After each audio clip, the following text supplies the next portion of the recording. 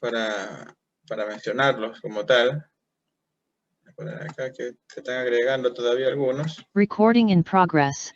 Bueno, entonces uno lo puede clasificar como inhibidores, y pienso que esto es lo primordial como tal, de inhibidores no selectivos de la COX e inhibidores selectivos de la COX-2.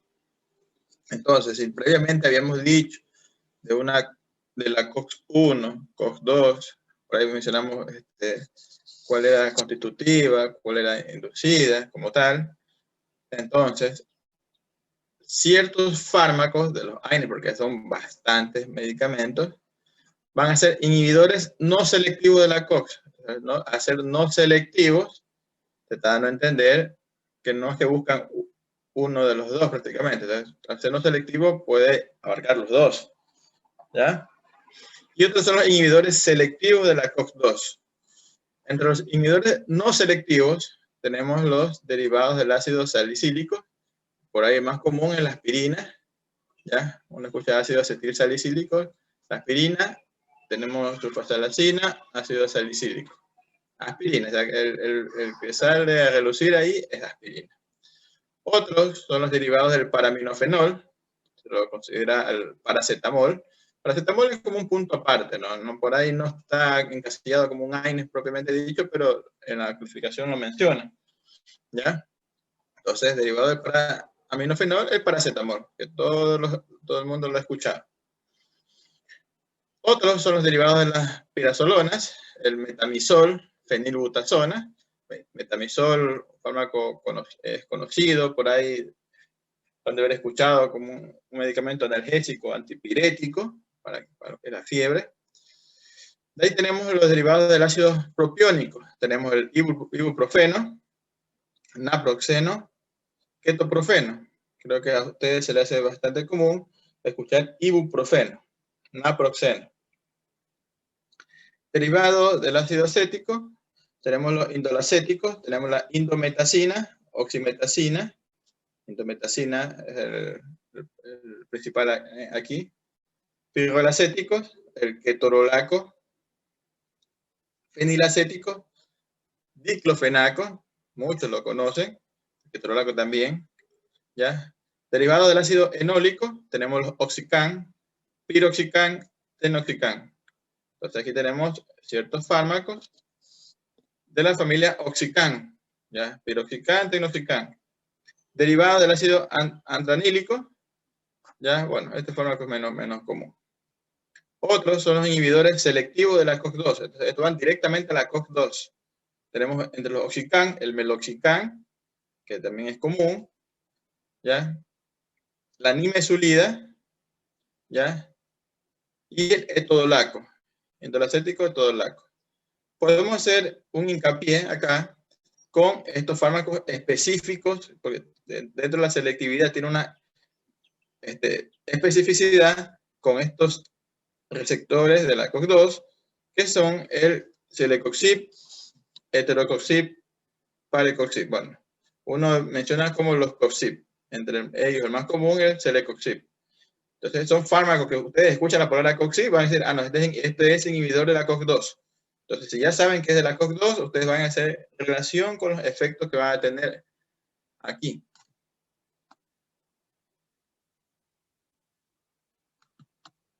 Vamos a ver. ¿Ya? Entonces, el mecanismo de acción de los AINES bloquean la síntesis de las prostaglandinas. O sea, acuérdense que para que se forme la prostaglandina va mediada por las isoformas de la COX. Entonces, inhiben las isoformas de la COX y por lo cual van a inhibir la síntesis o bloquean la formación de las prostaglandinas. Porque acuérdense que las prostaglandinas son las que hacen ciertas funciones. Acuérdense los varios cuadros que vimos la clase pasada. Y si bloquean una prostaglandina, va a producir el efecto contrario a lo que iba a producir, ¿no? Entonces, los AINES selectivos son eficaces como analgésicos, antipiréticos, antiinflamatorios, ¿ya? Los selectivos. Pero provocan reacciones adversas gastrointestinales, ¿ya? Intestinales cuando hay inhibición de la COX-1, cardiovasculares cuando hay inhibición de la COX-2, y renales tanto de la COX-1 como COX-2. O sea, ahí ya van a abarcar, según el fármaco, la selectividad que tiene, la afinidad que tiene tanto la COX-1 o COX-2. Un momentito.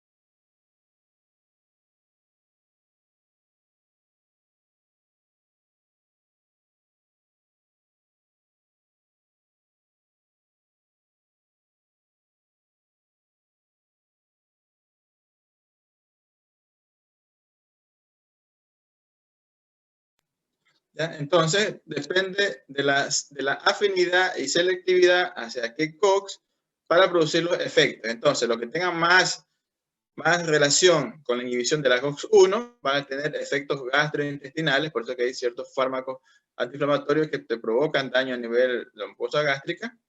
Otros van a tener efectos cardiovasculares, por eso que dicen, cuidado con los AINES a los pacientes con infarto, ¿no? Ya vamos a ver por qué. Y así mismo con los daños renales que pueden producir tanto afinidad con la COX-1 y la 2. ¿Ya? También hay efectos sobre la coagulación sanguínea, ¿ya? Depende también de la afinidad que tengan con la producción del tromboxano A2 por la COX-1. Acuérdense que también mencionamos la tromboxano A2 y que tiene que ver con la agregación plaquetaria, ¿ya? Se mencionó algo del endotelio.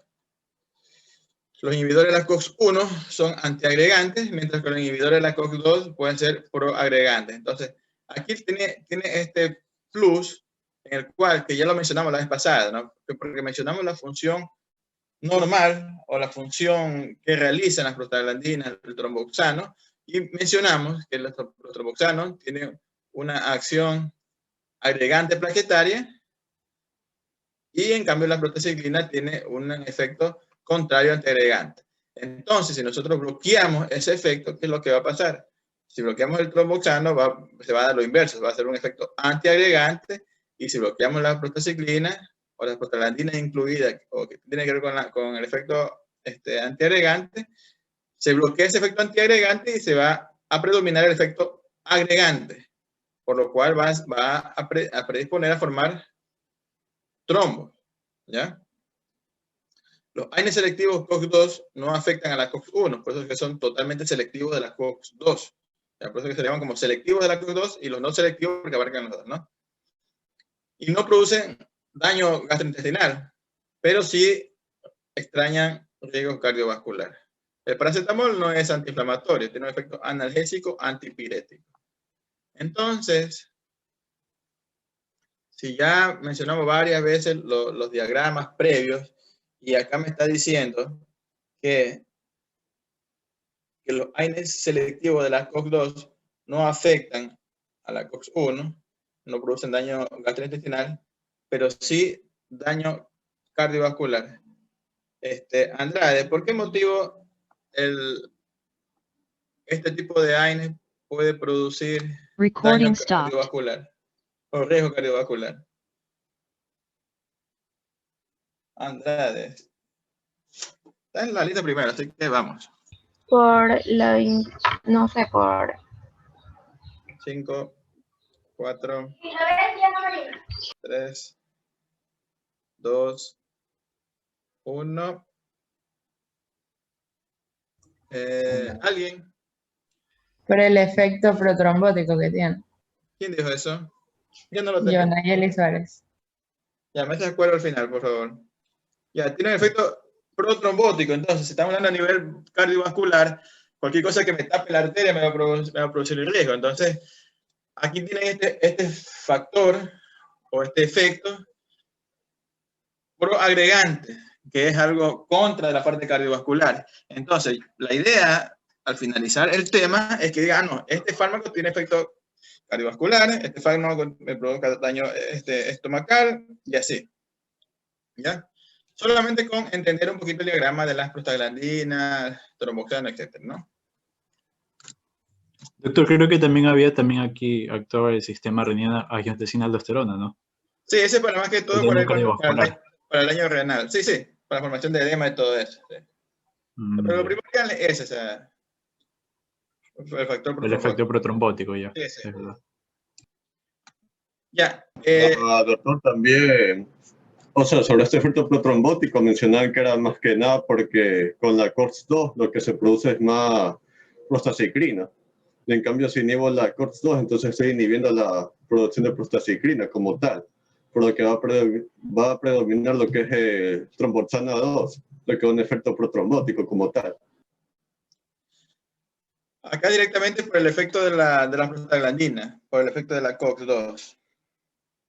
COX-2.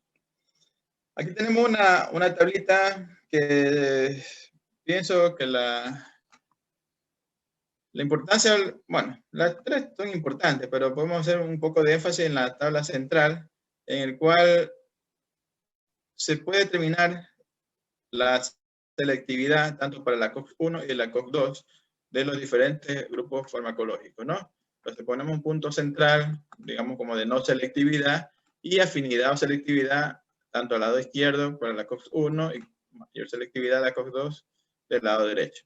Entonces aquí tenemos varios fármacos que van viendo según la afinidad que tienen.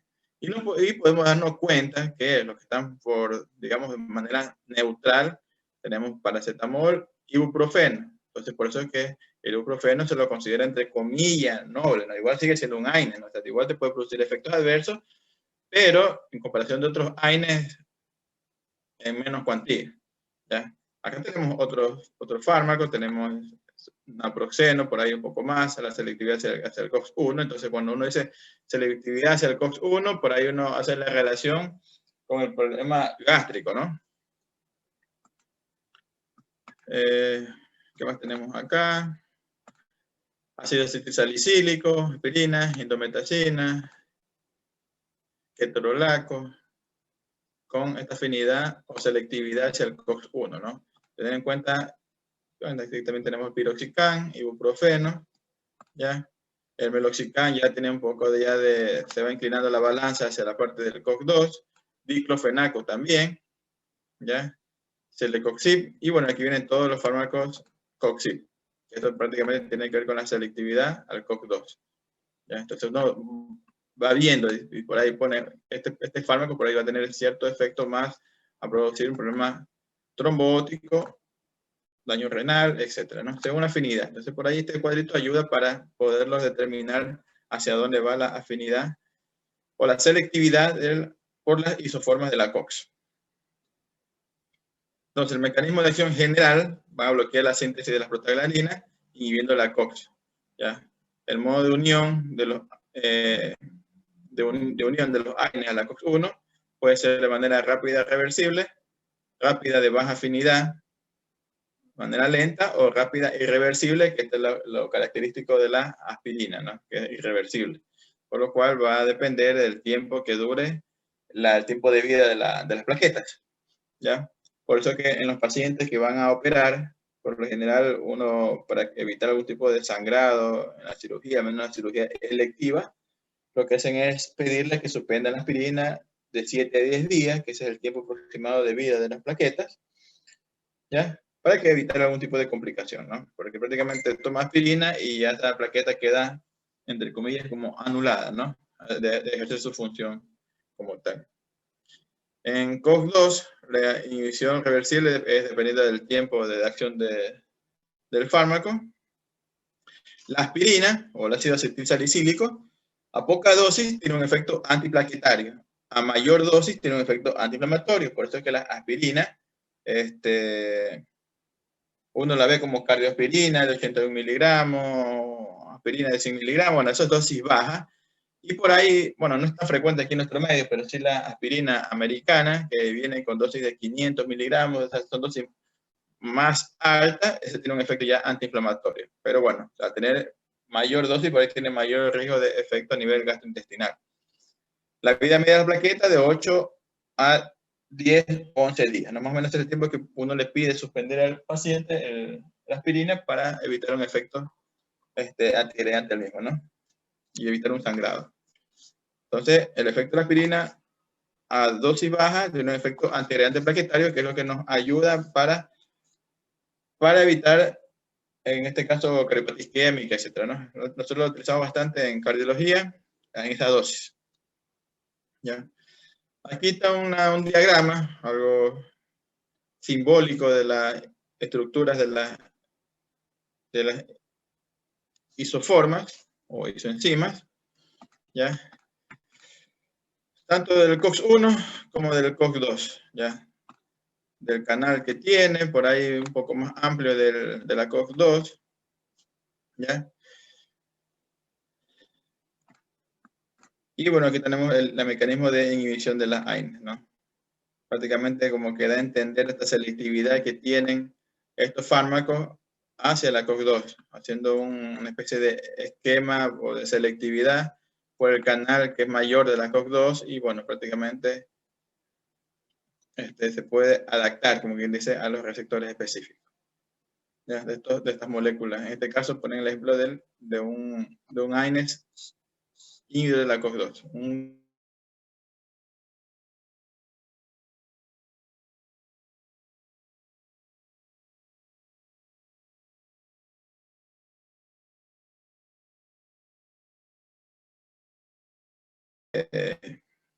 Como no selectivo y selectivo, pero la aspirina a dosis baja es como que una afinidad hacia el COX-1, ¿ya? No selectiva a la COX, o sea, que abarca a las dos, indometacina, ibuprofeno, piroxicam, todo el resto de AINES, ¿ya? Ahí depende de cada fármaco a dónde se le inclina la balanza. Selectiva a la COX-2, el nimesulide, meloxicam, y que ya son específicos de la COX-2, los COXIP. Entonces, por ahí fármacos se le va a hacer bastante común que lleven el término COXIP para poder determinar este fármaco es inhibidor específico de la COX-2. El otro tiene selectividad de la COX-2. Bueno, estos son ejemplos ya de moleculares, una molécula un poco más amplia entre uno y el otro, ¿no? Ahí está un gráfico, un esquema en el cual más o menos pone un ejemplo de un fármaco inhibidor, o sea, no selectivo. Prácticamente la abertura va a ser igual para los dos, por lo cual, al ser no selectivo, puede entrar entre el 1 y el 2, en las isoformas del 1 y el 2. Entonces lo ponen de manera esquemática, ¿no? En cambio, la molécula del selectivo como tal, no va a poder ingresar por el canal del COX-1, pero sí por el COX-2. Por eso que es totalmente selectivo hacia la isoforma del COX-2 y por lo cual va a bloquear los efectos posteriores de la COX-2. No selectivos y selectivos. O sea, la clasificación es esa. No selectivos y selectivos de la COX-2. Y hacemos el paréntesis con la aspirina con una selectividad o afinidad en dosis baja al COX-1. Mecanismo de acción específico como tal, bueno, tiene una acción antiinflamatoria, tiene una acción analgésica y tiene una acción antipirética, ¿no? Entonces tiene una acción, por ahí vemos los mecanismos de la inflamación con los mediadores químicos, las prostaglandinas, la fiebre que se da por la liberación de la citocina, la interleucina 1, ¿ya? Y por la prostaglandina en el hipotálamo, ¿no? Por lo cual aumentar la temperatura, por lo cual el efecto de estos fármacos lo que hace es disminuir la liberación de prostaglandinas a nivel hipotálamo y con esto tratar de reducir la temperatura, ¿no? O regular la temperatura. Otra vez vemos este cuadrito, por ahí son cuadros bastante específicos del estímulo fisiológico que va a liberar la COX-1, toda la liberación de las prostaglandinas, que tiene que ver con la protección gástrica, renal y respiratoria. Entonces, si yo me bloqueo, si doy un fármaco no selectivo, entonces me va a abarcar efectos aquí y acá. Claro, me conviene el efecto antiinflamatorio porque está con dolor y está la inflamación, por eso es que está tomando medicamentos, pero según la afinidad con el COX-1, me va arrasando los efectos normales o fisiológicos, que era la protección gástrica y renal. Entonces esto se altera y mientras más tome medicamentos, mientras más lesivo o mayor alteración del COX-1 vaya a haber, mayor daño en los órganos dianas que está mencionado acá, ¿no? A nivel de protección gástrica, renal y respiratoria, pero más que todo es renal y gástrica. Tiene efecto vasodilatador, agregación plaquetaria. Tromboxano tiene que ver con la agregación plaquetaria. Y con la COX-2 directamente con la prostaglandina, inflamación, dolor y fiebre. Ese es el efecto por lo cual el medicamento da. Entonces, el mecanismo de acción, los AINE no selectivos son eficaces como analgésico, antipirético y antiinflamatorio, pero provocan reacciones gastrointestinales por la inhibición de la COX-1 y cardiovasculares por la inhibición del COX-2 y renales con el 1 y el 2, que es lo que mencionamos en el cuadro anterior. ¿Ya? Los efectos sobre la coagulación dependen de la acción sobre las plaquetas, producción de tromboxano A2 por la COX-1, por la prostaglandina y 2 por ambas. Los inhibidores de la COX-1 son antiagregantes y los inhibidores de la COX-2 son protrombóticos. O sea, esto es lo que debe quedar más claro entre todos porque por la afinidad que vimos de estos fármacos, ¿no?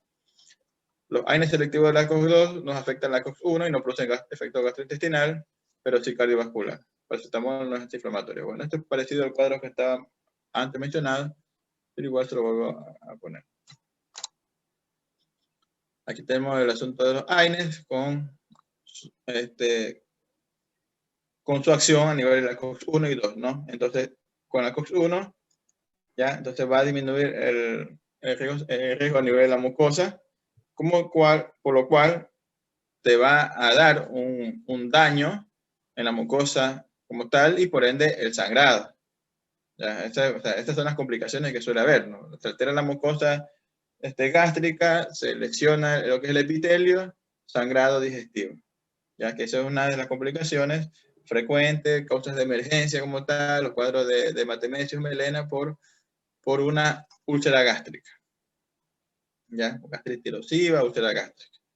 ¿Ya? Se pierde la protección del moco, el moco protector del estómago, bueno, todo eso altera.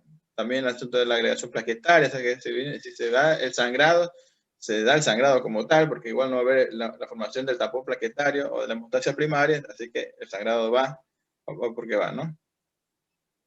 La reducción de la angiogénesis por la COX-2, y bueno, entonces todo esto, este mecanismo, intervienen con la lesión de la mucosa y por ende el sangrado. Entre los datos más importantes es la pérdida de la protección de la mucosa y el asunto del efecto antiagregante. Entonces aquí tenemos los efectos gastrointestinales por la inhibición de la COX-1. Ya mencionamos a nivel con una lesión tanto del epitelio y microvascular. ¿Ya? Entonces, ¿qué es lo que va a dar todo esto? Bueno, que tiene varios efectos ahí, con el asunto del ácido, disminución de secreción de moco, etc. Es la molestia del paciente. El paciente va a tener la típica dispepsia, ya tiene tomando ya varias semanas por ahí su AINE, por ahí la toma de manera irregular, la toma independientemente, no acompañada de alimentos. Bueno, entonces va a tener molestias, entre ellas dolor abdominal, epigastralgia, dispepsia. Y por último, ya cuando se da el cuadro de la gastritis, posterior a eso una úlcera, ¿no? Con el sangrado digestivo que sigue, ¿no?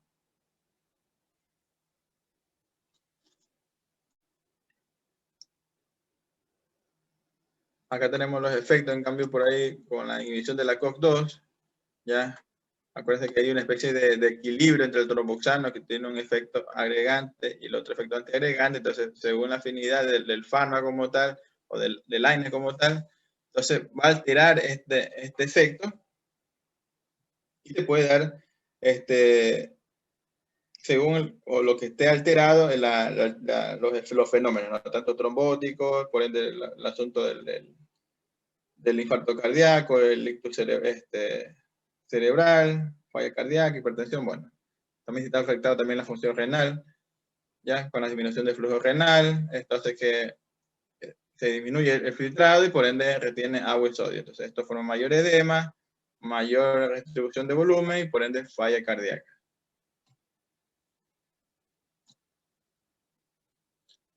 Efectos farmacológicos y reacciones adversas. Los AINES son antiinflamatorios, analgésicos, antipiréticos. Los efectos antiplaquetarios. Evita la formación de tromboxano 2 de las plaquetas, ¿no? Ese es el efecto que ya se mencionó antes. La prostaglandina I es antagonista del efecto del tromboxano 2. Las plaquetas solo contienen COX-1, ya convierte el ácido araquidónico en tromboxano 2. Y los inhibidores de la COX-2 reducen la prostaglandina, por lo cual va a haber mayor riesgo trombótico. Aquí tenemos la inhibición de la COX-1, la disminución del tromboxano 2, disminución de la actividad plaquetaria,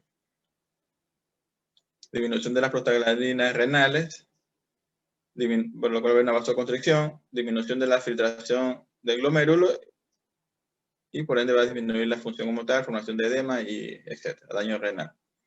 Disminución de la proteína E2 en el tracto gastrointestinal, por lo cual se pierde la protección de la mucosa, aumenta la secreción ácida, al no haber moco protector, se lesiona la mucosa, se erosiona la misma y se puede ulcerar y por ende complicaciones de sangrado. Todo con esta inhibición de la COX-1.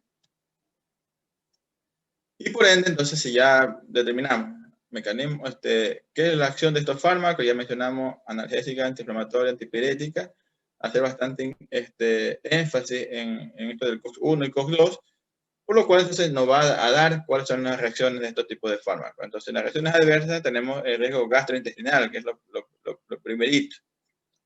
¿Ya? Es más común, excepto en los selectivos y en el paracetamol. Por el paracetamol no te da este efecto gastrointestinal. Y en los fármacos selectivos, porque los selectivos estamos hablando de la COX-2. ¿Ya? Acuérdense que lo que se mencionó tiene más hacia el lado de la COX-2. A esto es lo que se llama la gastropatía por AINES, ¿ya? Que es lo típico. Entonces tenemos gastropatía por AINES por la inhibición de la COX-1. ¿Ya?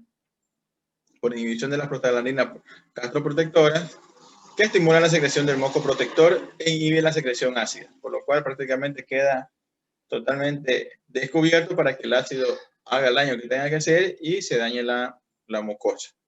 ¿Ya? Se suele dar por ahí en ciertos casos un análogo de las prostaglandinas, que es el misoprostol, que va a evitar la lesión. Pero bueno, ya veremos más adelante que tiene otro tipo de acción. Riesgo cardiovascular. Entonces ya tenemos gastrointestinal, cardiovascular. Los inhibidores de la COX-2 tienen un efecto protrombótico. También te incrementan el sodio y la retención hídrica. Entonces, siempre que cuando escuchen sodio, que se retiene sodio, también se retiene agua, por eso hay retención hídrica. ¿Ya?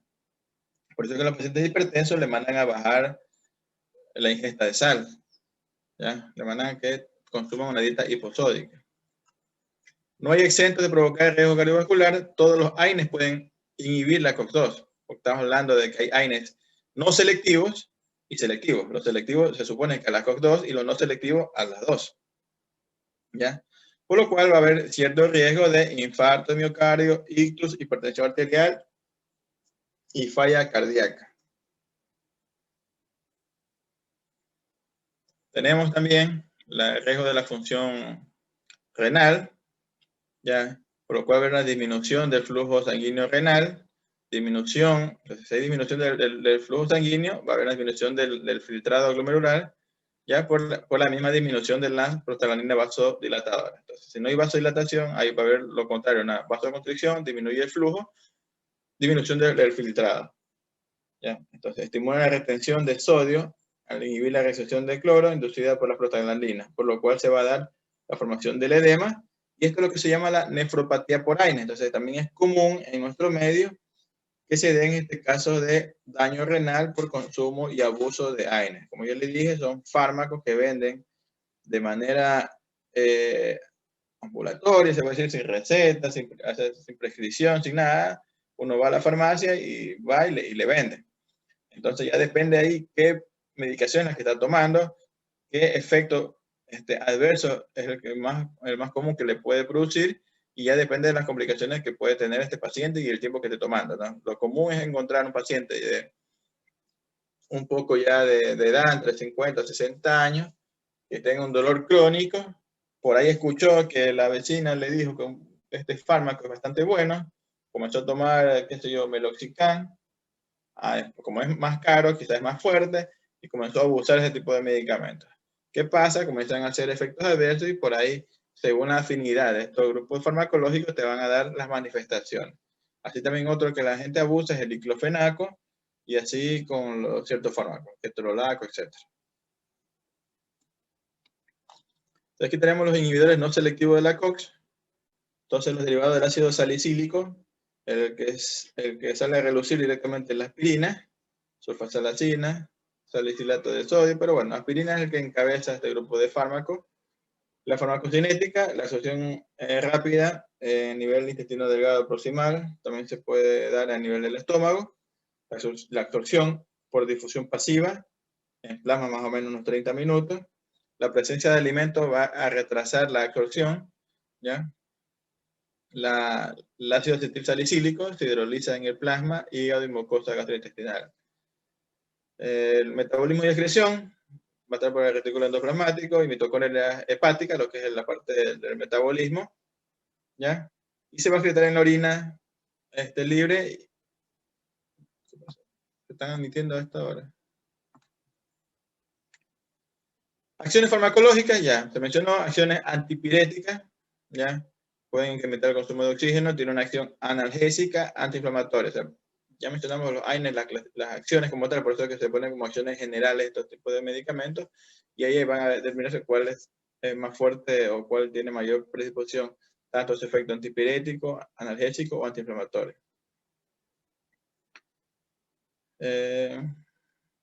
A nivel sanguíneo, ya para disminución del tromboxano a 2 tiene su efecto antiagregante plaquetario, y ya mencionamos el asunto de la aspirina a dosis baja. ¿Ya? Otras acciones tiene un efecto queratolítico a nivel de la piel cuando se usa de manera tópica, ¿no? Indicaciones en caso de fiebre, dolor, síndromes articulares, antiagregante plaquetario. Entonces, en nuestro medio, en estos fármacos directamente, el más común es la aspirina, nosotros lo utilizamos como antiagregante plaquetario, ¿ya? Articulares casi no, bueno, por ahí se lo utiliza en otros lados, con dosis muy altas de la aspirina, 500 miligramos, 1 gramo, bueno, eso ya depende de la patología, pero mientras más dosis, pueden tomar más tiempo y mayor efectos adversos del paciente, ¿no? Para fiebre no. Y bueno, ya le dije que nuestro medio es común la aspirina como antiagregante plaquetario, ¿no? A esta dosis de 100 miligramos u 80 miligramos no tienen efecto analgésico. Reacciones adversas, todas se van a aparecer. Tiene un efecto gastrointestinal, efecto renal. Todos los fármacos te pueden provocar un efecto de hipersensibilidad, es decir, una reacción alérgica como tal. Entonces, la aspirina también te pueden dar una reacción de hipersensibilidad. Y estos fármacos, vamos a entrar por ahí, ponemos otro dato, que puede provocar el cierre prematuro del conducto arterioso en el tercer trimestre del embarazo. Entonces, eso es más o menos un efecto que tienen los AINES por el asunto del bloqueo de las prostaglandinas que mantienen el conducto abierto, ¿no? El derivado del paraminofenol, que es el paracetamol, tiene un efecto analgésico antipirético. Ya le dije que no es antiinflamatorio, por eso que nos lo pone como AINES. Se absorbe bien por vía oral. La velocidad de absorción depende del vaciado gástrico. Si está totalmente vaciado el estómago, es más rápido. ¿Ya? Va a ser por difusión pasiva. Y se va a dar el metabolismo por las 3 rutas. Conjugación, sulfato, glucurónidos, oxidación por oxidasa, ¿no? Acción farmacológica, yo sé que igual está el metabolismo, no vamos a centrar tanto en esos datos así, interesa más acción, efectos adversos, como tal. Entonces, acción farmacológica, efecto analgésico antipirético, es un fármaco de elección en primera línea como analgésico antipirético. O sea, ustedes escuchan para la fiebre, lo que más escuchan es paracetamol. Para el dolor, como el más noble como analgésico, paracetamol, o sea, ustedes lo escuchan, aunque por ahí le dan mala fama al pobre fármaco, por el fármaco más noble, que también te puede dar efectos adversos importantes, ¿no? Pero bueno, es muy bien tolerado, es el más seguro de todos, o sea, porque es bastante seguro. Ya, hay personas que no saben esto, pero de tanto escuchar le dan, como le dije, le dan mala fama y no. Entonces, la reacción adversa más importante es la necrosis hepática grave. O sea, por ahí usted tiene que saber que el fármaco es bien seguro, toda la cosa, pero te puede dar un efecto adverso importante, que es una necrosis del hígado, bastante grave, cuando se pasan de dosis. Una sobredosis de paracetamol te da este tipo de efectos, y bueno, o sea, es noble y todo, bien seguro, pero si tú te pasas de dosis también te puede producir complicaciones. Los derivados de la aspirasolona, tenemos el metamizol, dipirona, fenilbutasona. Entonces, fármacos se absorben bien por vía oral, la acción farmacológica tiene una analgesia similar a la aspirina. El metamizol tiene un efecto relajante de músculo liso, por eso que ustedes cuando vayan a hacer, el internado no tanto, sino que vayan a hacer la rural, ya ustedes tengan que prescribir medicación. Uno por ahí frecuentemente tiene a la mano estos fármacos, ¿no? Porque te ayudan por un efecto tanto analgésico, por ahí están con algún cólico o algo, tiene un efecto relajante del músculo liso y te van ayudando. Ya, entonces metamizol es un fármaco bastante común, usado, se lo utiliza por la vía parenteral y entonces te ayuda, ¿no? Porque a veces no hay paracetamol de vía oral, también hay ampollas, pero por ahí no hay ampollas de paracetamol y tienes que bajar la fiebre. Que si yo no puede tomar la medicación porque está con vómito, etcétera. Entonces, por ahí utiliza otra vía y tenemos el metamizol. Reacciones adversas de estos fármacos, le podemos agregar lo de acá, la agranulocitosis y anemia plástica. Entonces, tener en cuenta entre las reacciones adversas de los derivados de la aspirasolona, efecto a nivel sanguíneo, anemia plástica y agranulocitosis. Entonces, pónganle por ahí anotado, porque te van a estar yendo por ahí anotando, estos efectos adversos porque uno ve, cuando ve el fármaco, tienen varios efectos adversos, náuseas, todos, pero siempre tener un extra, y este extra son este tipo de efectos, ¿no?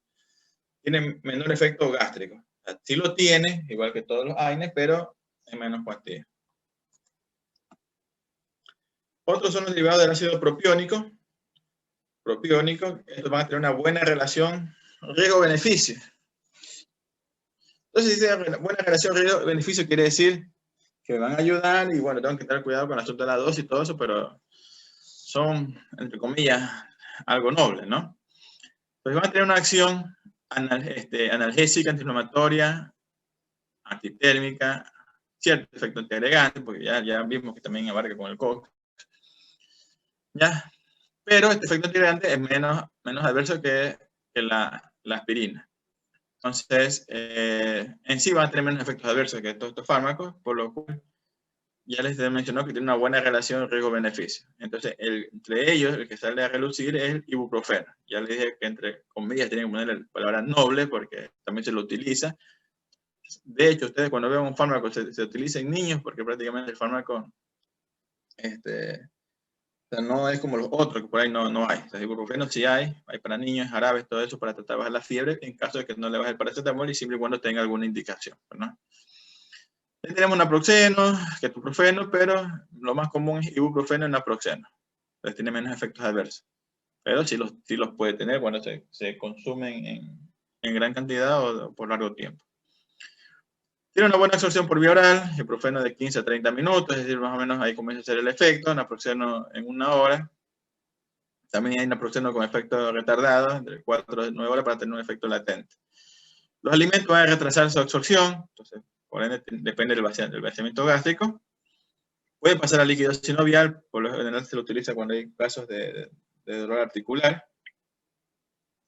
Y ahí se elimina de la orina por un 90%. Entonces, derivado del ácido propiónico, buena relación riesgo-beneficio, actividad analgésica, antiinflamatoria, antipirética, algo antiagregante, y cuáles son los fármacos.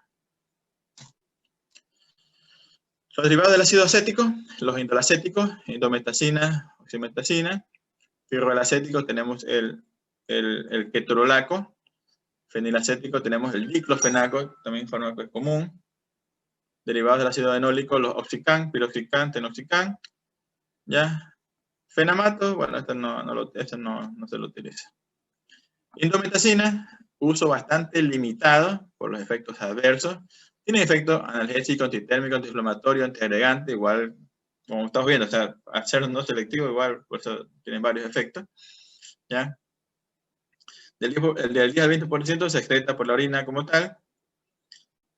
Tiene un uso fundamental como antiinflamatorio en la artritis reumatoide y en la gota aguda. Por eso es que ponen uso limitado por los efectos adversos y por ahí lo utilizamos en ciertas patologías. Por eso es que este fármaco lo vamos a mencionar o a nombrar cuando toque ver los fármacos para reumatoides, ¿no? Por ahí como analgésicos, ¿ya? Ketorolaco tiene una potente acción analgésica, se metaboliza por el hígado un 50% y se elimina por el riñón un 91%. Puede solamente encasillar ketorolaco como un potente analgésico potente, o sea, también tiene efecto antiinflamatorio, todo, pero tiene un efecto analgésico importante, por lo cual, en la experiencia, bueno, lo que uno ve por ahí, el fármaco se lo utiliza bastante a nivel de postoperatorio, ¿ya? Por a veces el paciente sale con dolor de la cirugía, etcétera, y se suelen utilizar ketorolaco como tal. Que si están con un dolor importante, un golpe o algo, se utiliza por ahí de manera parenteral ketorolaco y les quita las ligas rápido del dolor por su efecto analgésico potente que tiene. El diclofenaco, además de ser uricosúrico, que ya se verá después, interfieren en menor grado con la agregación plaquetaria, tiene cierta especificidad con la COX-2, o sea, cierta especificidad, igual sigue siendo no selectivo, pero tiene algo de específico con la COX-2, ¿ya? Diclofenaco, ¿ya? Se metaboliza por el hígado, por la vía citocromo, tiene efectos adversos hasta un 20%, entonces quiere decir que 1 de 5 pacientes va a tener efectos adversos con diclofenaco, por eso es que este fármaco provoca bastantes efectos adversos y por eso es que los pacientes suelen tener complicaciones, más que todo renales, por este pequeño efecto. Suelen aumentar las transaminasas en un 15% de los pacientes que la toman por largo tiempo. Entonces, en general, las reacciones adversas de los AINES, este cuadrito deben tener, también anótelo por ahí. Ya no les voy a decir lo que tienen que anotar, pero este es uno de estos, de los que deben estar anotando. Los salicilatos causan toxicidad gastrointestinal con mucha frecuencia. Por eso que ustedes escuchan, pues van a escuchar pacientes que están tomando aspirina y se quejan de dolor abdominal, que están con las náuseas y todo eso, con la aspirina. Pacientes suelen hacer hemorragia digestiva por consumo de aspirina. Y en dosis baja estamos hablando. Los paraminofenales son muy seguros, aunque pueden provocar daño hepático, necrosis hepática. Mira, entonces esa es como que la línea que le pone de los efectos de este tipo de fármacos, paracetamol. Perazolonas causan efecto tóxico hematológico grave, anemia plástica, agranulocitosis. Miren, derivado del ácido propiónico, se lo cataloga como una buena relación riesgo-beneficio, o sea, puede provocar efectos adversos como todos los AINES, pero en menos cantidad que los demás. Indolacéticos, bueno, creo que no lo mencioné, presentan a menudo toxicidad neurológica, por ahí pueden tener cefaleas, que es lo más común, y los COXIP pueden tener menos efectos gastrointestinales, pero hay que tener en cuenta su valor, valorar su riesgo cardiovascular, ¿ya? Por el asunto de la selectividad del COX-2. Entonces, aquí está lo mismo que estaba escrito antes de los efectos adversos de estos fármacos. Aquí tenemos los efectos secundarios comunes de los AINES. Entonces, en el tubo digestivo, lo más común, ¿no? El dolor abdominal, las náuseas, diarrea, anorexia, hasta producir las erosiones gástricas y las úlceras, ¿ya? La gastritis y la úlcera. A nivel plaquetario, la inhibición de las plaquetas, si no hay plaquetas, prácticamente va a estar susceptible al sangrado, ¿ya? A nivel renal, van a producir la que ya se mencionó, por la que es la disminución de la filtración, de la filtración del glomérulo, por lo cual te va a producir mayor retención de sal, esto a su vez atrae el agua, y te va a formar el edema, te comienza a declinar la función renal. Si el paciente ya tenía algo afectado a los riñones, se aumenta el riesgo del mismo, y por ende va a haber complicaciones, ¿no? Asimismo, como pacientes que tienen enfermedad cardíaca o cirrosis. Bueno, pacientes que tienen enfermedad cardíaca es como que un veneno tener sal en el cuerpo de él, y por lo cual el sodio se retiene, comienza a formar más edema y más insuficiencia cardíaca. Asimismo, la cirrosis también acumula líquido, ¿no? Pero eso es por otra vía, más que todo por el asunto de las proteínas. ¿Ya? Disminuye también la eficacia de los fármacos antihipertensivos y también de los diuréticos. A nivel cardiovascular, bueno, también influye con el cierre del conducto arterioso, infarto de miocardio, todo lo que tenga que ver con trombosis, ictus, etc., ¿no? Sistema nervioso central, cefalea, vértigo, confusión. A nivel uterino, por la prolongación de la gestación, inhibición del trabajo de parto, hipersensibilidad, bueno, esos son fármacos que pueden provocar reacciones adversas, y bueno, entre ellas puede dar lo que es la urticaria, puede dar un cuadro de un edema neurótico importante, hipotensión o un shock por hipersensibilidad. Indicaciones terapéuticas tenemos para estados febriles, por su efecto antipirético, para el dolor como efecto analgésico, para efectos inflamatorios, los procesos reumatológicos, en caso de la artritis reumatoide, o cuando hay cuadro de artrosis, bursitis. Para profilaxis tromboembólica, ahí tenemos la aspirina para evitar el infarto. Paciente que ya se infarta tiene que tomar eso, o paciente que tenga un riesgo importante de cardiopatía isquémica, tiene que tomar su aspirina en dosis baja para evitar complicaciones que se vayan a infartar, ¿no? Siempre y cuando tenga indicación, ¿no? Enfermedad inflamatoria intestinal también, procesos dermatológicos, por su efecto queratolítico que mencionamos antes, el cierre del conducto arterioso, en caso de que uno quiera inducir el cierre, la endometacina, ibuprofeno se lo puede utilizar, ¿ya? En niños se utiliza frecuentemente el paracetamol, ibuprofeno, ¿ya? Y en embarazada hay que tener cuidado con el uso del misoprostol. Esto ya veremos después, un efecto malo. Acá tenemos las mismas reacciones adversas, y se mencionaron varias veces porque ustedes estos fármacos sí lo van a prescribir, porque ustedes lo han tomado, ustedes lo van a prescribir, van a tener un familiar que está con un dolor, le va a decir, ¿qué puedo tomar? Y ustedes saben que tómese esta pastilla, tómese por 2 días, 3 días nada más, porque pueden dar efectos adversos. Por lo menos tienen que ustedes decir eso, de limitar el uso de este fármaco. O sea, está bien, quitar el dolor, perfecto, pero no abusar del medicamento, dejar que se tomen de largo, sino decir, ¿sabes qué? Tantos días y listo. Entonces, a nivel gastrointestinal, dolor abdominal, náusea, anorexia, puede producir la úlcera por la gastritis, sangrado digestivo, anemia, por la perforación del mismo. Bueno, a nivel renal, la retención de sal y agua, el edema, la disminución de la efectividad de los fármacos antihipertensivos y diuréticos. A nivel del sistema nervioso, ya se mencionó cefalea, vértigo, confusión. A nivel plaquetario, la inhibición de plaquetaria, la predisposición al sangrado, aumento el riesgo de sangrado, reacciones de hipersensibilidad. ¿Ya? Y bueno, a nivel vascular, el cierre del ducto arterioso que da este tipo de fármaco. Por eso hay que tener cuidado con el tercer trimestre del embarazo. ¿Ya? Aquí tenemos las propiedades de la aspirina y otros fármacos. La se divide tanto en horas, podemos hacer la aspirina más corta, porque la aspirina, lo que pasa es que la aspirina hace su efecto y listo. O sea, ya la aspirina dejó alterada la plaqueta de manera irreversible, y la plaqueta ya quedó sin ese efecto agregante. ¿Ya? Asimismo, el celecoxib va a tener una semivida bastante prolongada, de 11 horas. ¿Ya? Por ejemplo, otro común, ibuprofeno de 2, un poquito más. Meloxicam de 20, aproximadamente de 14, piroxicam 57 horas, tiene una semivida bastante más prolongada, como tal. Entonces, por ahí, entre estos fármacos, la piroxicam es más prolongada. La dosis no nos vamos a aprender, pero aquí mencionan dosis como antiinflamatoria. Entonces, si vemos dosis antiinflamatoria, vemos aquí ácido salicílico 1200 cada 8 horas. Y estamos haciendo un ejemplo de que la aspirina solo es 100 miligramos. O sea, miren la cantidad que debe estar elevada para tener un efecto antiinflamatorio. Ya, solamente la diferencia nada más. De ahí lo otro común que por ahí vemos es el ibuprofeno, que hay tabletas de 200, de 400, de 600 miligramos.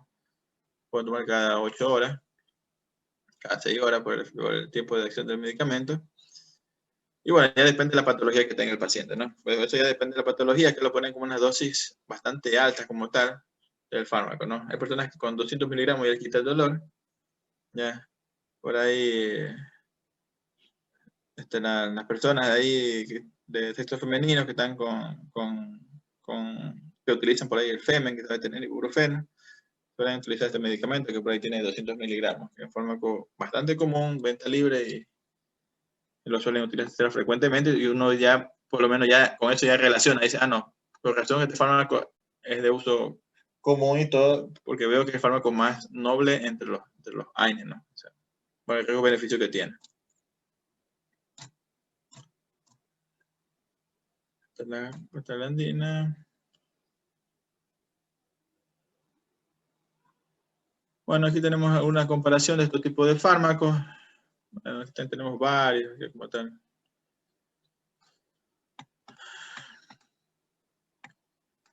Aspirina, tanto a nivel cardiovascular, lo más común. Debe ser activo con la COX-1. Vamos a perder viendo tantas cosas acá.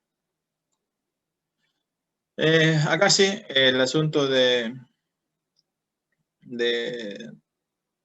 ya habíamos mencionado de un comienzo, con el asunto de las prostaglandinas, del tromboxano, según la COX-1 y tanto la COX-2. Entonces, tenemos a nivel plaquetario la COX-1 con la tromboxano A2, con efecto de vasoconstricción y agregación plaquetaria, por lo cual el asunto de la trombosis, ¿no? La formación de trombos, que es la acción normal de las plaquetas. A nivel de la mucosa gástrica, la protección de la misma, con el mucoprotector. A nivel de las articulaciones, ya con la COX inducida, lo que es dolor e inflamación como tal, ¿ya? Y las células endoteliales con la vasodilatación y la disminución de la agregación plaquetaria. Creo que ya con esto ya voy a terminar. Entonces por ahí vemos la selectividad de estos fármacos y por ahí vemos según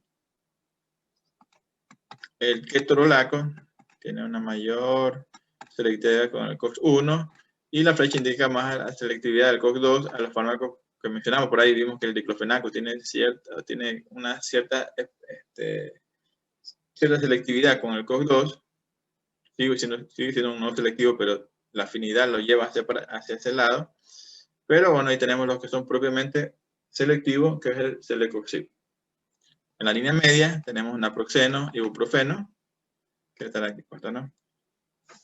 Y acá tenemos esta flechita también que ayuda para determinar la toxicidad gastrointestinal de los fármacos. Entonces, de mínima efecto o toxicidad gastrointestinal, el ibuprofeno, miren, más noble. De ahí podemos mencionar aspirina y diclofenaco también que pueden tener, igual las tiene. Naproxeno, indometacina, piroxicam, ketoprofeno, como máximo efecto gastrointestinal. Si mayor selectividad hacia la COX-2, va a haber mayor efecto protrombótico. Aquí tenemos los COXIP, celecoxib, está incluido carmeloxicam, que ya tiene la selectividad con el COX-2, es todo LACO, ¿ya? Vuelve a estar el diclofenaco acá, piroxicam, con este efecto, hacia la COX-2, ¿ya? Ya después ya viene el ibuprofeno, naproxeno, aspirina y todo eso, ¿no? Y por último, o sea, el que tiene más afinidad o menos afinidad con la COX-2 es el ketorolaco, ¿ya? Entonces miren, por eso que el ketorolaco está acá. Está más alejado del efecto o selectividad o que tope el COX-2. ¿Ya? Por lo menos tener en cuenta este cuadrito de acá y cuadrito de acá. Perdón, cuadro de acá y cuadro de acá. ¿Ya?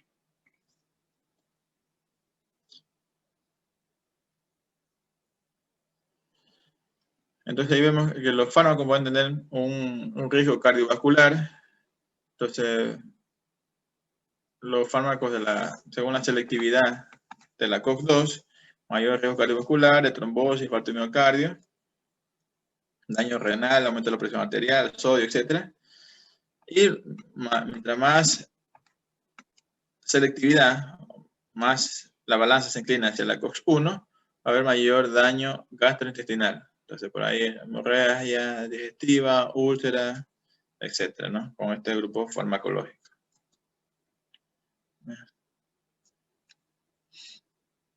Bueno, esto es lo mismo. Protección gástrica, úlcera gástrica. Bueno, es que Y acá también está el mismo cuadrito con el asunto de la selectividad de la COX-1 y 2. COX-2, los COX-CYP, meloxicam, etodolaco, piroxicam. COX-1, miren, el que más predomina acá es el ketorolaco, después está aspirina, ketoprofeno, indometacina, naproxeno, y ibuprofeno en la mitad.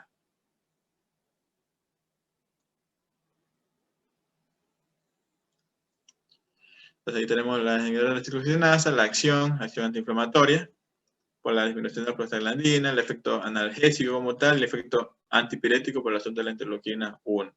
Entonces ahí tenemos los efectos principales de los AINES: antiinflamatorio, analgésico y antipirético. ¿Ya? Entonces ahí están algunos AINES importantes, son el ácido acetil salicílico, ibuprofeno, naproxeno, indometacina, piroxicam, paracetamol. ¿Ya? Y tener en cuenta de los COX-2, que es el celecoxib, es el que sale más a relucir. Entonces, tener en cuenta que esos son los fármacos más comunes. Por ahí podemos mencionar el ketorolaco también, que lo utilizan frecuentemente, y el diclofenaco, que no está puesto ahí.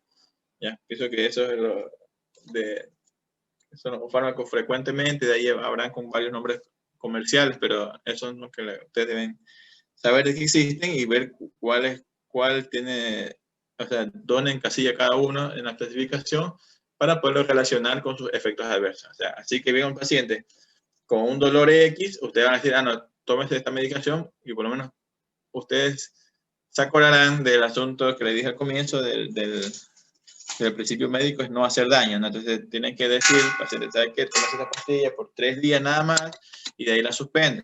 Si ustedes no le dicen eso, solamente le mandan la receta y que compre, el paciente va a seguir tomando de largo. ¿Por qué? Porque el paciente no sabe y comienza a tomar de largo el medicamento. Y bueno, ustedes lo ven al paciente de nuevo en una consulta, el paciente lo van a ver ya en diálisis o con un daño renal importante. Y bueno, la idea es no ver eso, ¿no? Por algo que se pudo evitar solamente con saber de que existen efectos adversos de estos medicamentos. Es algo tan sencillo, solamente de saberlo nada más, porque no es algo de memoria ni nada cosas, de que estos fármacos también te pueden perjudicar, pero como ustedes están en el derecho de decirle a los pacientes que no abusen de este medicamento, tienen que decirlo, pues, ¿no?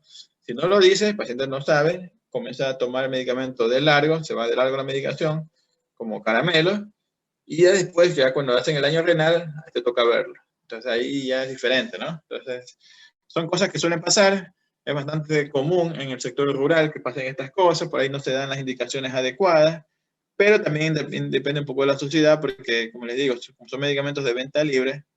Por ahí escuchan al vecino, a la vecina, escuchan que ese medicamento es bueno, van a la tienda, a la farmacia, toman ese medicamento, le quita el dolor, o escuchan al vecino que hay un medicamento más fuerte y comienzan a tomar. Medio le duele la uña, toman el medicamento. Le duele, qué sé yo, la rodilla, toman el medicamento, y así se van de largo el medicamento.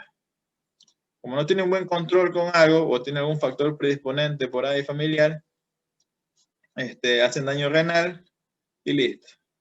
O por ahí el paciente ha sido bastante alcohólico, ya tiene dañada un poco la mucosa gástrica, toma AINES como caramelo. ¿Qué va a pasar? Se le va a dañar el estómago, sangrado digestivo, llega a la emergencia con un choque hipovolémico por un sangrado.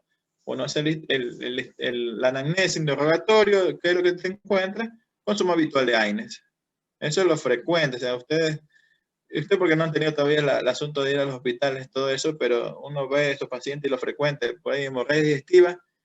Paciente que llega por sangrado digestivo, son dos cosas: o es cirrótico, que está con una varices esofágica o no, o es por un problema de una úlcera gástrica por el consumo de AINES.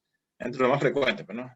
Ahí puede ser por otra cosa, pero estos son los más frecuentes como causa de sangrado digestivo. Por eso es que aquí he tratado de que se haga bastante énfasis con esto de los efectos adversos, más que todo con esto del sangrado digestivo, porque es algo frecuente que, por lo menos, la idea es evitar que se den. ¿Ya? Entonces, por lo menos el mensaje es, no, existen fármacos antiinflamatorios y veo que pueden dar efectos adversos, tanto a nivel cardíaco, o a nivel renal, a nivel gástrico. Entonces ya sé que estos fármacos, por ahí, el más noble es bueno, perfecto. Hay fármacos más potentes, bueno, tienen sus efectos adversos, pero si es potente, bueno, le quito el dolor, pero nada más, o sea, ya 1 o 2 días nada más y lo retiro. Porque la idea es quitar el dolor, pero tener en cuenta los efectos adversos que pueden producir. Entonces, mencionamos efectos adversos, por ahí mencionamos dispepsia, náuseas, vómitos, otros molestias gastrointestinales, ya lesión gástrica, con las personas, con los consumidores crónicos. Digo, esto es frecuente, usted o sea, no crean que no pasa, sí pasa esto de acá, es frecuente aquello, ¿ya? Entonces, estos pacientes van a tener riesgo de la lesión, la erosión gástrica con el sangrado, úlcera, perforación de la misma, que puede ser mortal. Mira, estamos hablando ya de muerte. O sea, date cuenta que esto te puede matar al paciente. O sea, yo digo porque yo he visto pacientes que llegan a la emergencia y llegan con sangrado digestivo importantes. Si ustedes saben que el hematocrito normal es 46, saben llegar con un hematocrito de 16 o 15. O sea, más o menos esa es la magnitud que puede llegar con un sangrado digestivo, ¿ya? Entonces, esto va a estar causado por la supresión de las prostaglandinas gastroprotectoras. Entonces, si no hay prostaglandinas, la mucosa queda totalmente libre a que quede expuesta al ácido y listo. Insuficiencia renal reversible, principalmente pacientes con falla renal, porque se inhibe la vasodilatación renal y por ende va a haber una disminución de la filtración. ¿Qué más mencionamos acá? Efectos cardiovasculares, por los COXIP. Ya lo mencionamos todo acá. Y bueno, broncoespasmo, bueno. Las aplicaciones clínicas o por qué utilizamos estos fármacos, otra vez de mencionarles, sabiendo que producen efectos adversos renales, digestivos, cardiovasculares, bueno, ¿ya? Todo depende del fármaco como tal, pues, ¿no? Tener en cuenta que los pacientes ancianos y los que tienen enfermedades previas tienen un riesgo elevado. Claro está, pues entonces, si es una persona joven, o sea, no pasa nada, por ahí le doy un COX-2 y bueno, le quito el dolor, perfecto, ya.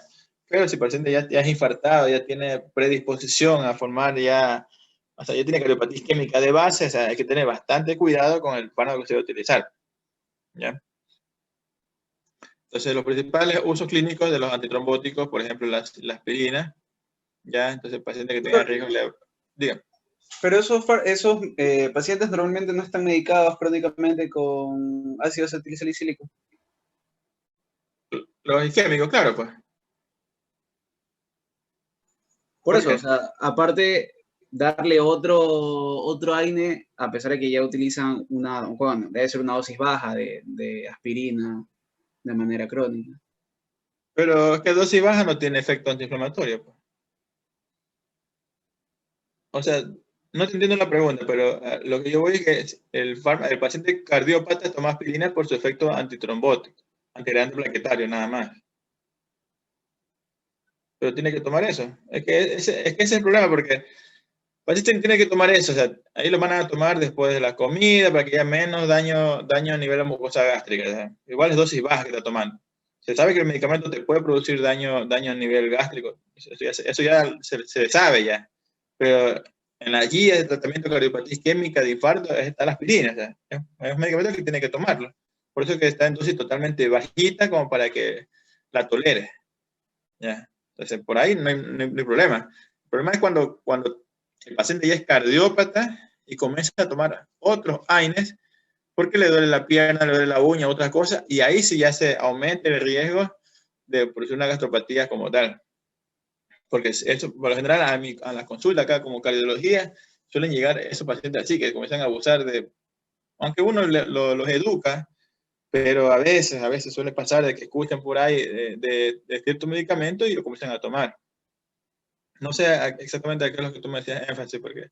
No, me refería más específicamente al riesgo protrombótico, o sea, medio evaluar el riesgo protrombótico considerando que el paciente está tomando un anticoagulante, o bueno, no un anticoagulante, un inhibidor de la acción plaquetaria. No habría mucho riesgo en caso del riesgo protrombótico, se podría decir, porque ya tiene un fármaco para eso. No creo. No creo.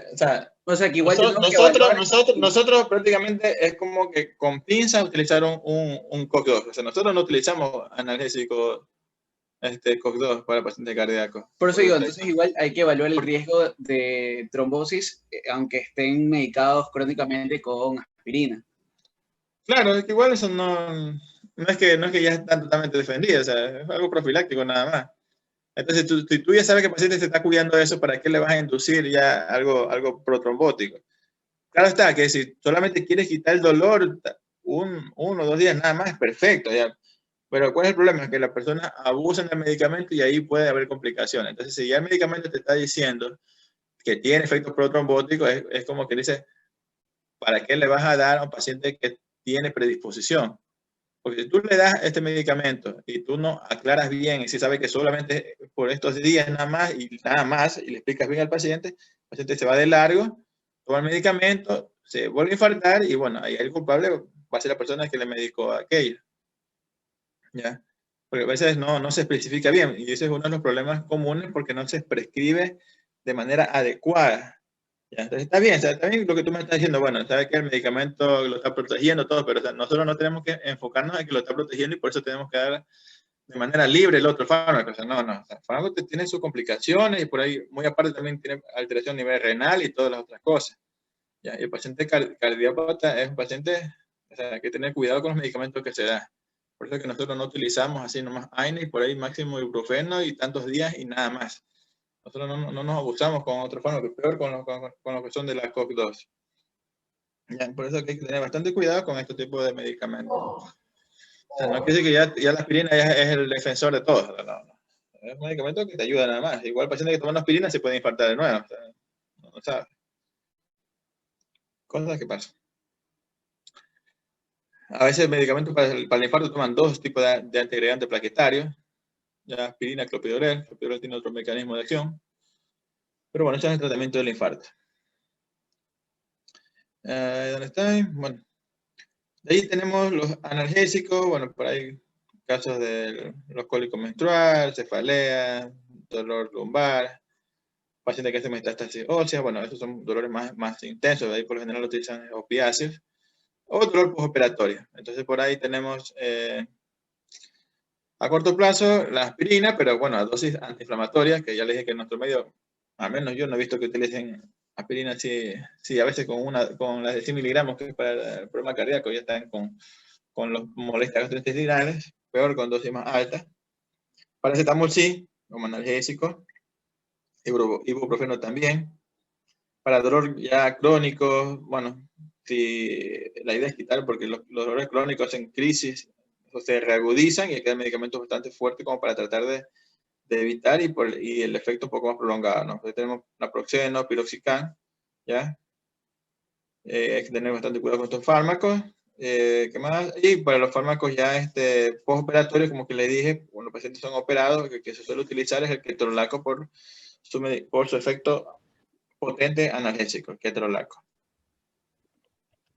De ahí para efecto antiinflamatorio, ibuprofeno, naproxeno, pacientes con cuadros de artritis, problemas, un golpe, etcétera. Por ahí ustedes escuchan ibuprofeno, naproxeno, crema, etcétera, ¿no? En gel. Y ahí tenemos como antipirético el paracetamol y podemos añadir también el ibuprofeno como efecto antipirético, ¿no? En edades pediátricas se lo utiliza bastante. El ibuprofeno. El Buprex, que se suele mencionar. Entonces ahí mencionamos aspirina, fármaco antiinflamatorio no esteroide más antiguo, actualmente hay inhibición irreversible de la COX-1 y COX-2. Ya le dije que bueno, depende también de la dosis, que están hablando de manera general como aspirina. Y la agresión plaquetaria. La aplicación actual clínica es a nivel de tratamiento de enfermedades cardiovasculares, ¿no? Ya mencionamos algo de la vía oral, metabolismo a nivel hepático, seguida de 4 horas. Efectos adversos. A dosis terapéutica es frecuente los problemas gástricos, digestivos, ¿ya? Se pueden dar desde pequeñas molestias, náuseas, que es lo más común, sensación de dispepsia, ¿ya? A dosis más altas, que eso no se ve en nuestro medio, pero a dosis altas puede provocar mareos, acúfenos y sordera, ¿ya? Que es lo que se menciona como salicilismo. Entonces, salicilismo es mareo, acúfenos, sordera a dosis altas de este tipo de fármacos. Dosis tóxicas, bueno, eso por general es raro que pase. Es raro que se dé una intoxicación con este tipo de fármacos, tienen que tomar gran cantidad de medicamentos.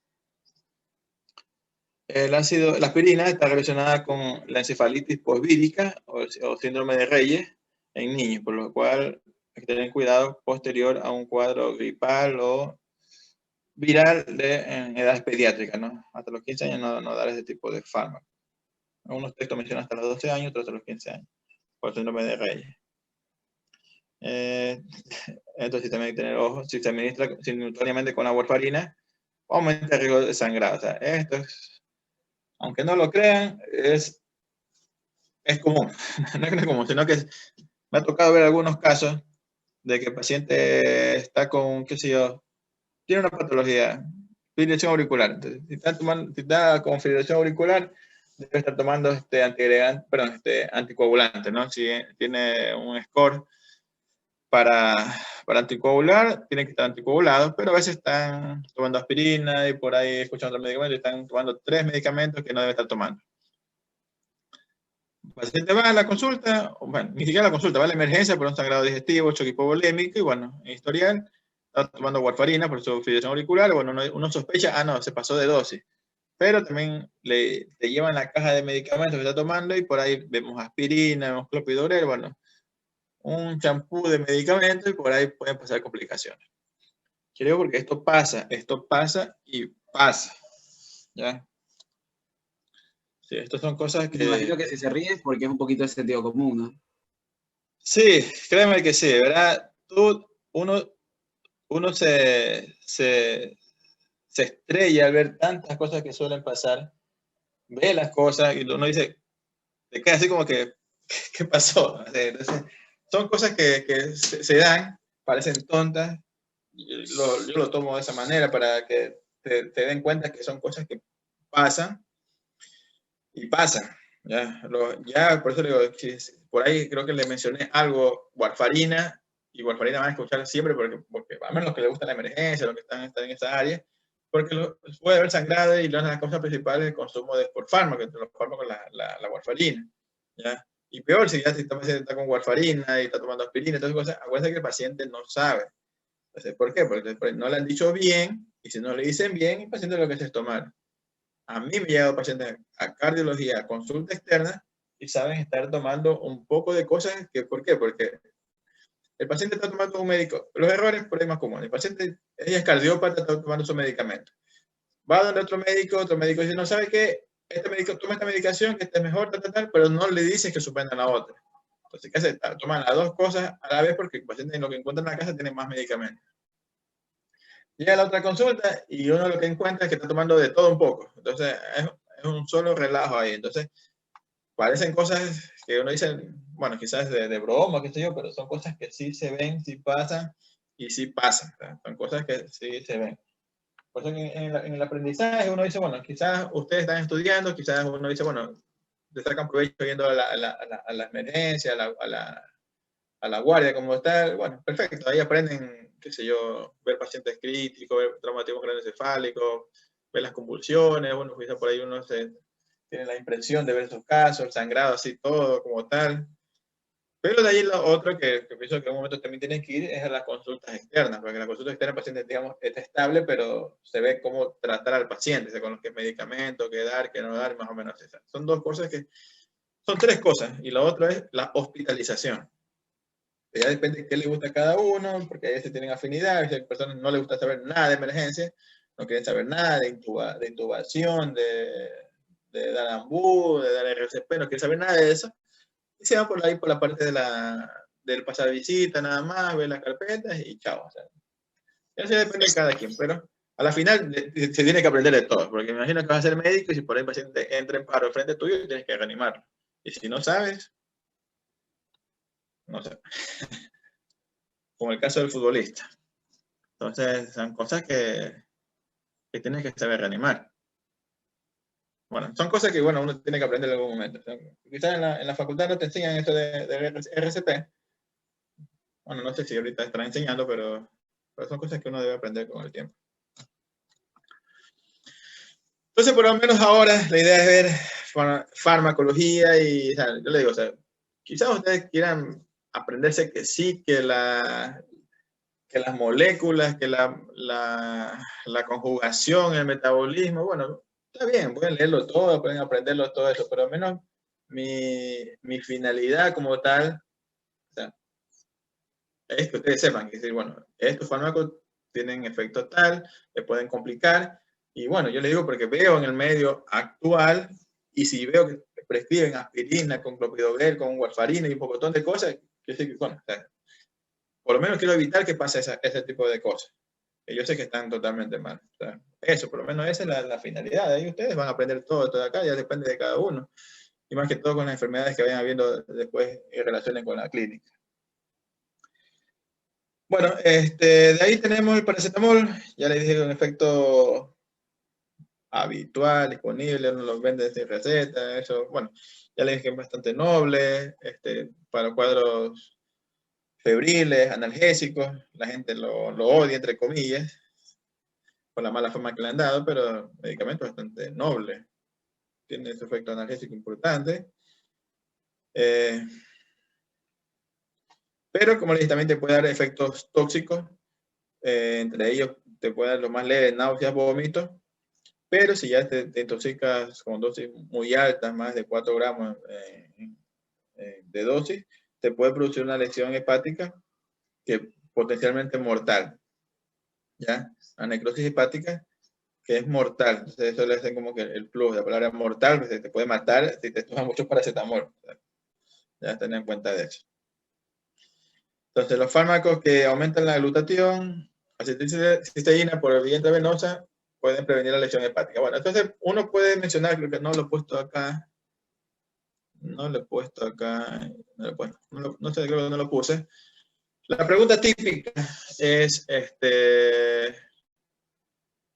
¿cuál es el antídoto, o sea, entre comillas, antídoto de la intoxicación de paracetamol? La N-acetilcisteína, que ustedes ya tienen que haber escuchado por ahí con el asunto de Fluimicil, con el asunto del COVID y tantas cosas más. O sea, es el medicamento que va a prevenir la lesión o la intoxicación por paracetamol. O sea, por ahí vemos paracetamol, ¿cuál es el antídoto? Entre comillas, acetilcisteína. O sea, eso es lo que ustedes deben también saberlo, por lo menos se los menciono para que ustedes queden como que dijeron ese medicamento.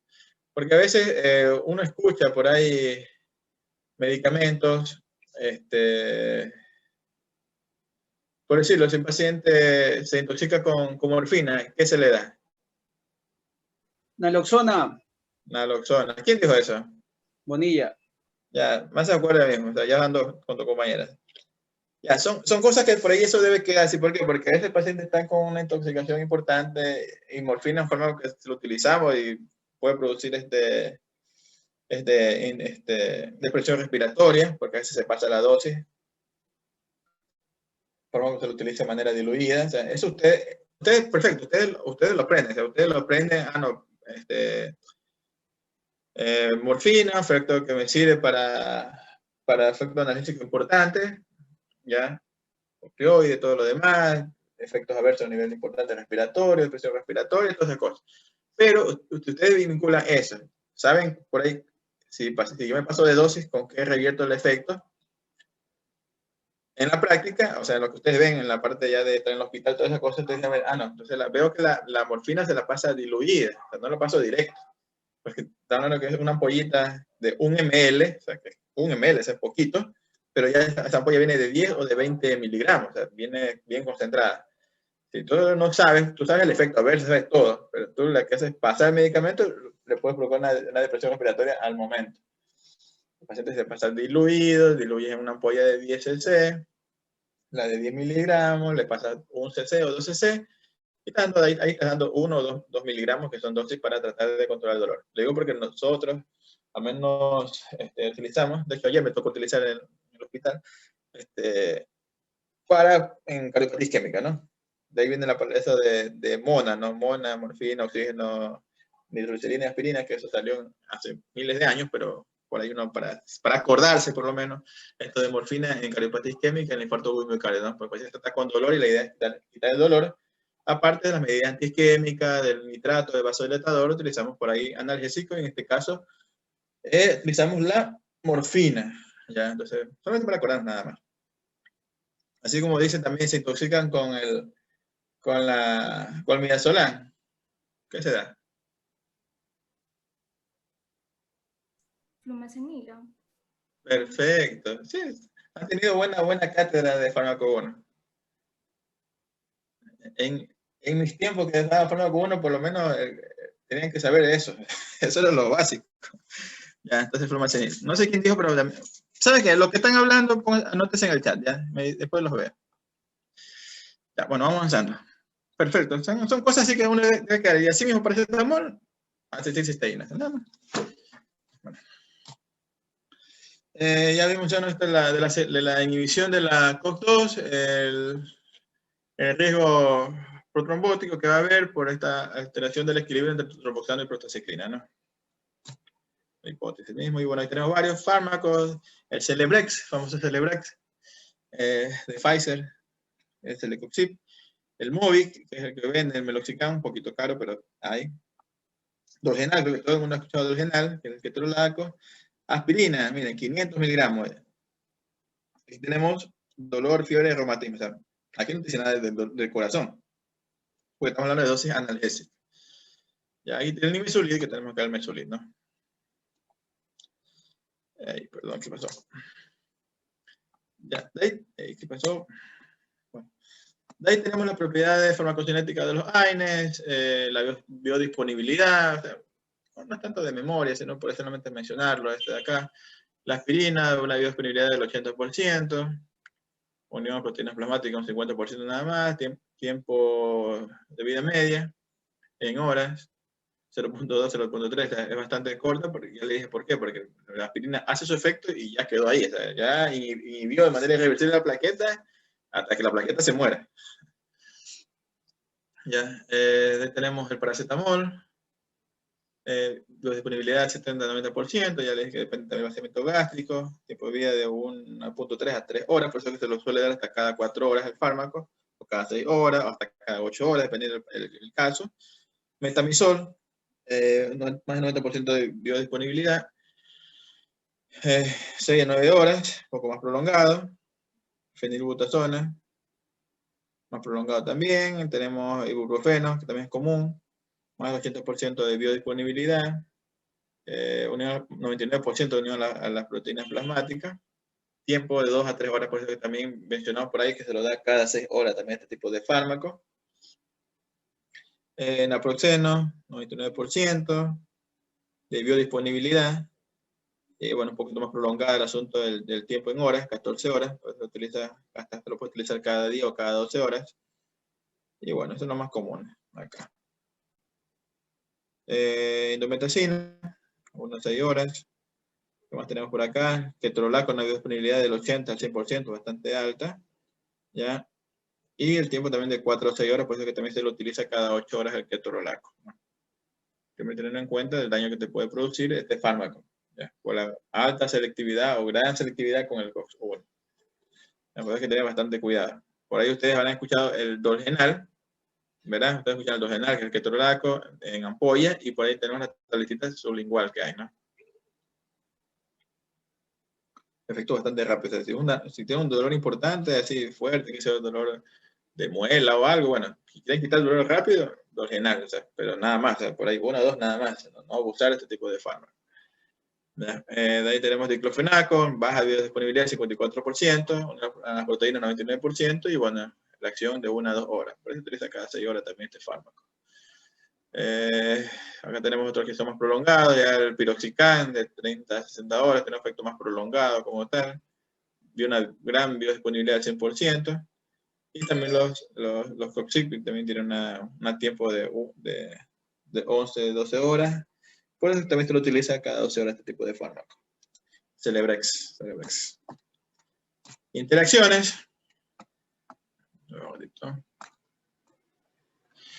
Entonces va a haber una interacción, puede haber con el alcohol. Entonces, AINES más alcohol, tengan por seguro que si es una persona alcohólica y le dio la gana de comenzar a tomar AINES porque tiene un dolor frecuente, bueno, va a tener un aumento del riesgo de hemorragia gástrica, ¿no?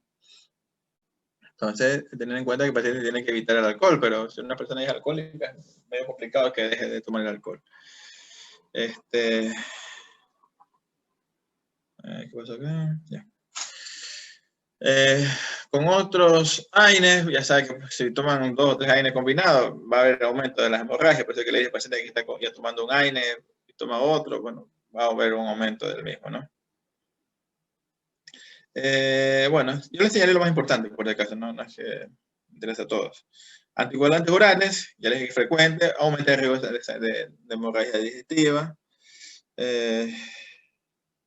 Bueno, también muy aparte va a haber un mayor desplazamiento de los anticoagulantes de los sitios de la proteína, entonces por lo cual aumenta el efecto del anticoagulante. O sea, muy aparte del daño a nivel mucosa y todo eso, también te potencia porque desplaza de la unión de proteínas a los anticoagulantes y por ende mayor efecto anticoagulante. O sea, va a sangrar porque va a sangrar.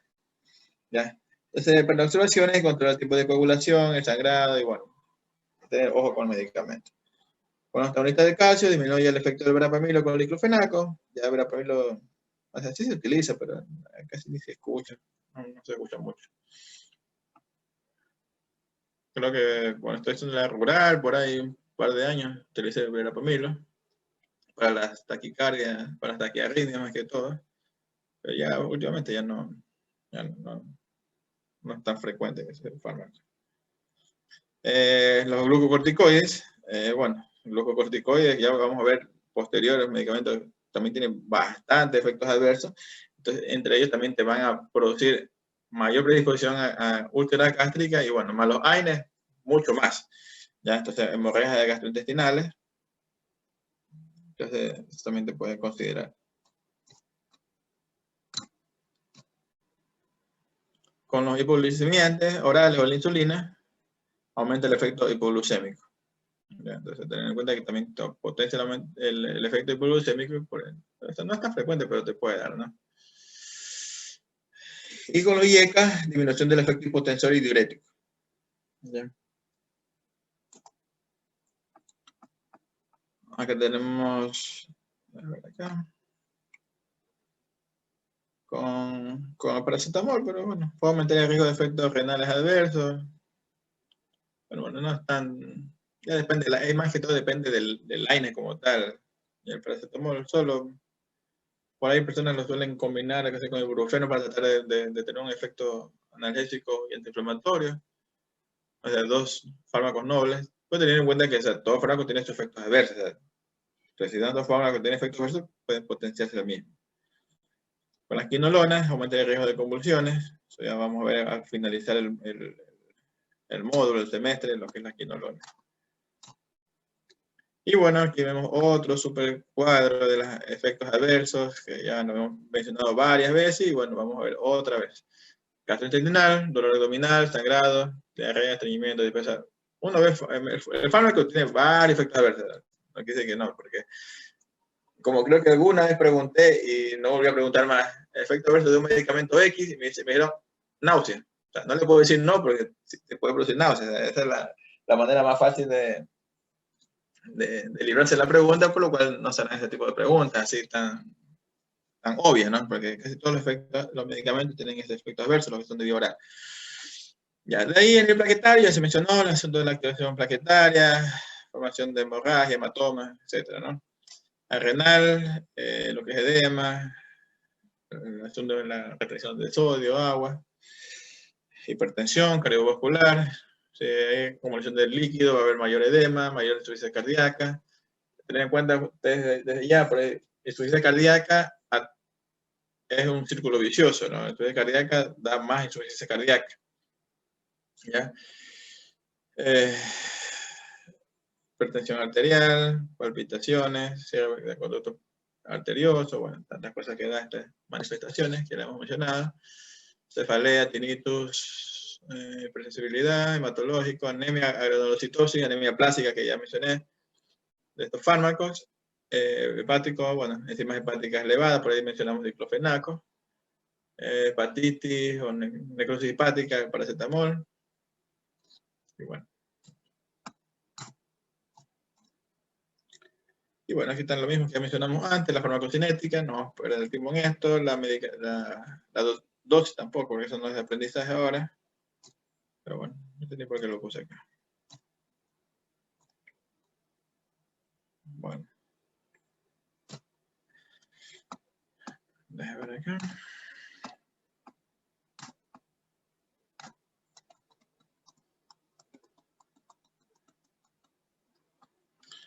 Bueno, entonces traté de que se dé una especie de resumen de estos fármacos como tal, porque existen más fármacos, no voy a negar que hay muchos más, pero la idea era como que clasificarlos y dar a entender, si se dieron cuenta, se habló mucho de manera general cuáles eran los efectos adversos, la aplicación de los fármacos, y siempre tener en cuenta de cuáles pueden ser sus complicaciones como tal, del uso frecuente de este tipo de medicamentos. Por lo cual eso o sea, por lo menos eso sí es lo que sí quisiera que se lleven de la clase como tal, porque esa es la finalidad. Ya, de ahí habrá muchas otras cosas, pero la finalidad es esa de que eso esté por lo menos, lo hayan escuchado, porque hay personas que a veces no escuchan, pero lo hayan escuchado y por ahí algo se quedó. Ahí lo que ustedes tienen que ir, ver el libro, ver una leída otra vez por ahí de manera un poco más específica, las cosas que se mencionaron, y por ahí ustedes lo van a relacionar de mejor manera. Pero Doctor, más o menos, dígame. Disculpe la interrupción. Yo tengo Dígame. una pregunta. Sí, ¿Qué sí. se hace? ¿Qué otras opciones se pueden tomar a un paciente que es alérgico a los AINES? ¿O se puede implementar un antihistamínico junto con un AINES? No, pues es que todo depende del tipo de reacción que haga a los AINES, pero acuérdense que igual si está tomando ese tipo de medicamentos por su efecto como tal. Entonces, ¿qué es lo que efecto estás buscando? Si efecto analgésico, quitar el dolor, bueno, tenemos otras opciones por ahí, tenemos tramadol, qué sé yo, otro tipo de medicamentos para tratar de calmar el mismo. O sea, y también depende a qué fármaco es alérgico.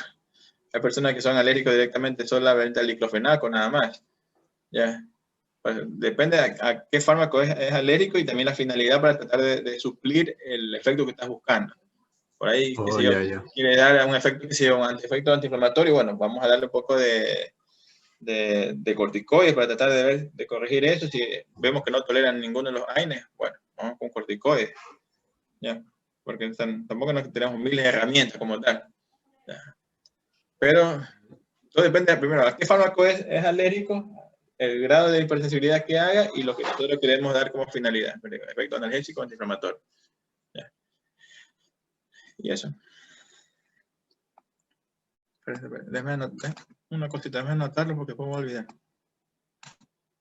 A ver acá. Isco. A ver.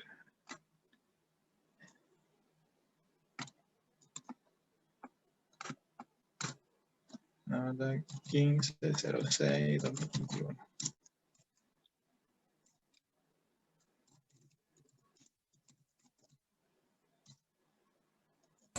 Doctor, una cosa. Dígame. En lo que dijo el compañero antes de la alergia a los fármacos, yo estaba leyendo y mencionaba que, por ejemplo, si era alergia a un AINES o a un fármaco que fuera tipo que no se puede sustituir por ninguno, había un tipo de reacciones de desensibilización donde el paciente se le daban pequeñas dosis hasta que pudiera llegar a una dosis adecuada, a una dosis normal del medicamento. Es que por eso te decía, depende del grado de alergia que haga el fármaco, porque hay personas que dicen es alérgica al AINES, pero cuando toman dosis bastante altas, o sea, al menos en los pacientes que me ha tocado ver, por ahí son alérgicos a ibuprofeno, diclofenaco, pero no a otros. O sea, no es que hacen a toditos los AINES. O sea, porque depende el grado de reacción que haga a los fármacos. Todo depende del grado de reacción que haga, qué sé yo, si es algo totalmente leve, si es a dosis alta o a dosis mínima, prácticamente se comienza a ronchar y todo eso. O sea, todo depende del grado de reacción que hagan a los medicamentos. O sea, eso con cualquier medicamento, pero mucho más con esto porque entonces tienen un abanico importante y como son de uso frecuente, bueno, vamos a ver. Pero si el paciente es a dosis alta, que por ahí hace algún tipo de reacción, qué sé yo, prurito, urticaria, bueno, entonces toman dosis baja y por ahí no les pasa nada. Más o menos eso es lo que he visto y lo que está escrito. Doctor, Ya. uno de estos AINES también servía como para el cierre del conducto arterioso persistente, ¿no? Sí, la endometacina. La endometacina. Porque yo estaba Sí, leyendo, sí. me decían que el más usado era el ibuprofeno. Y El eso, ibuprofeno también, sí. Sí, o sea, hay datos que se utilizaban o sea, los dos fármacos, cuando uno ve para cierre, están los dos. ¿Ya? En ciertos lugares el ibuprofeno, porque el ibuprofeno por ahí lo tienen en medicación intravenosa, en otro lado no existe intravenosa, ¿ya?